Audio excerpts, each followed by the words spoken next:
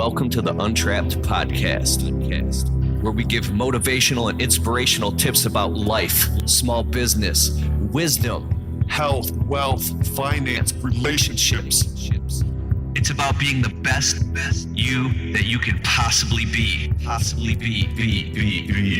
Hashtag Untrapped. Welcome to the Untrapped podcast. I am your host, Keith Kalfas. Calculate your profit first when quoting landscaping jobs. This is something that has helped me out tremendously, especially this year. I can't believe it's taken me 7 years to figure this out, and I want to share with you right now. I'm on a landscape quote, and I always used to try to give the customer the best possible price I can, and then whatever's left over at the end of doing all my itemized pricing is what I would get to keep. And if any little tiny thing went wrong or didn't go as according to plan or took longer, I would always be the one who was always out there dripping in sweat, working for free, and being totally frustrated, not only with my life and my business, but myself, right? So I hated the landscaping business and I wanted to quit. And I never thought it was possible to make any money. Now, things are changing a bit. Now, you definitely got to hustle. I know this is a hustle, man. All that kind of shit. But look, if I'm quoting a property now, I say I need to make this much for half a day or for a full day or for a day and a half. And you always calculate everything so the odds are in your favor. And if you don't make the profit that you need to make before adding in all the other components, then you just can't do the job. That's all there's to it.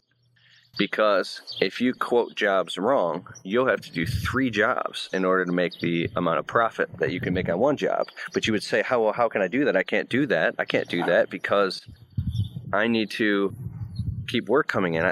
Well, you can if you learn marketing and advertising and you know how to keep your phone ringing, then you can keep skimming the cream off the top indefinitely and then getting rid of all the other jobs that don't pay. And you're the one creating this. Does that make sense? You're the one creating this.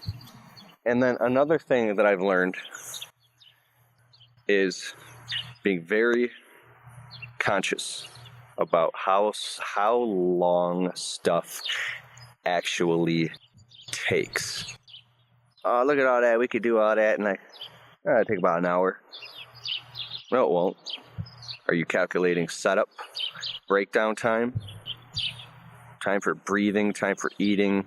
Are you calculating yourself actually being there doing the physical job? Or are you calculating maybe for somebody who can work at 70% of the capacity that you can work? How are you calculating it? I think you have to be in the real world realistically and do it for a long time before you can get to the point where you know how long stuff actually takes.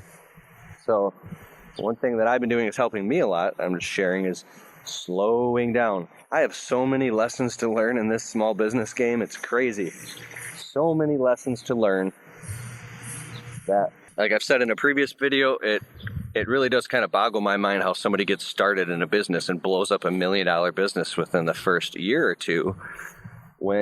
How did they learn all those lessons so fast? They must have a really, really high IQ, or they must be really, really good at facing their own ego and facing their own blind spots. Because the blind spots, the little things that you sweep under the rug, are the things that will always come back to bite you. Every single time. It never fails. It never fails. Lesson is repeated until lesson is learned. Chinese proverb. Fall down 99 times, get up 100. And don't blame other people. Okay. This thing I've been doing is I'm walking a property with the customer. Just take that extra few minutes and divorce yourself from chaos. And go, Even if you have to take a shovel out and start cutting or digging dirt or pulling weeds with a stopwatch for a little bit to see how long it actually takes.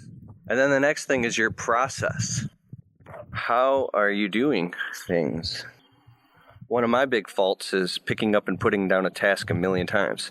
Oh, let's go in the truck and make phone calls for half an hour. Screw that. Let's make a YouTube video. Okay, now let's go work for a little bit. Oh, then now the neighbor's coming out. The neighbor needs a quote. Oh my God, I go back to, oh, I forgot I got to call this person. Oh my God, it's noon. I forgot I got to call this. Now you're doing so many different things and wearing so many different hats at once that you're moving 13 things forward 1 inch instead of moving one thing forward 13 inches. So if you can block time, I'm struggling with this. Let me know in the comments below if you're struggling with block time. Is where you get the job site set up. If you got a crew, you get the crew working, set the tone, show them what to do, get everything going. And then you go sit in the truck and make all the phone calls. Or you have a special time or times of week that you return phone calls. Or you go do all your quotes and get them all done, or all your paperwork. So the next thing is, okay, you get efficient and you get good at that. Now you start cramming too much into your schedule where it's overlapping and just like swamping yourself to now you're cutting corners. And then it comes back to bite you. I really, really, really believe that you pay now or you pay later. And if you take the time to be organized, then you can do it right. But the objection is, well, what if I don't have the time to be organized because I'm not making the money and I have to work every second of the day to make it work? Then I think that the next thing is to be more cognizant about the prices. Raise the prices a little bit. Do a little bit less work, whatever you define that as. Raise the price a little bit, do a little bit less work, and then schedule in things like see, I'm stuttering because this is what I struggle with. Then life happens. You get off work and you're going to tackle this thing. You're going to fix this piece of equipment. You're going to do it. And the second you're getting home from work, somebody in your family calls and you have a family emergency or an urgent fire to put out, right? And you go to put the thing out, and instead of taking an hour, it takes 3 hours, and then it extends into the entire night. Now you're too tired to do anything, so you can't do it. You do it tomorrow. Everything that you do, Murphy's Law will take effect. It'll take 3 times longer. It'll cost 3 times as much. So this is the really thing I'm thinking about, is scheduling Murphy's Law into everything. Calculating all the things that will go wrong, all the emergencies, all the things, and stop scheduling everything and planning everything to work out perfect. Plan it all out to work out imperfectly. Plan for all the worst case scenarios. I'm listening to this book. I just finished this book right now called The 12-Week Year on audible.com. I'll put a link in the description below for audible.com 30-day trial. It's awesome. But this book, The 12-Week Year, is all about taking an entire year and compressing it into 12 weeks. And you talk about these CEOs like Steve Jobs and all these people saying that, like, do the one thing. You do the most important high-value tasks first, and then everything else either gets done later or not at all. Well, if you're not in a financial position to hire and delegate all that other stuff to other people and it doesn't get done, eventually it'll catch up with you. And now you're just maybe choking the goose that lays the golden egg. All of these scenarios and situations that we learn from other people and in books, even what I'm discussing about right now, might be really good advice for somebody on a certain, level 2, level 3 business, but might be horrible, horrible advice for the guy who's just getting started, right? So I think you got to get in where you fit in. Get in where you fit in is my favorite saying. Get in where you fit in. Get in where you fit in. If you're at a stage right now where you got to work 100 hours a week for 3 years straight and iron out all those lessons inside of yourself, then that's still maybe what you got to do.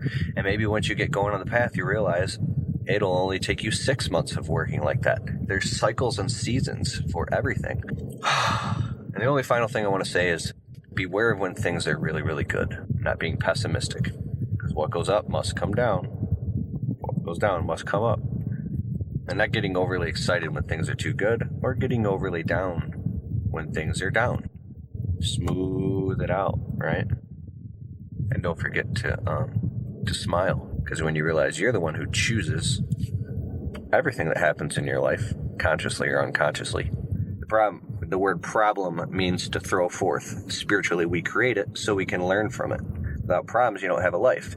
Think about all the problems that you've had in your life that you've overcome, that have made you a winner. And they've forged you into the person that you are today. Forged like steel. Character. So if you sow a thought, I think that Norman Vincent Peale said this, sow a thought, you reap an action. Sow an action, you reap a habit. Sow a habit, you reap a character. Sow a character, and you reap your destiny. All right, I'll talk to you soon.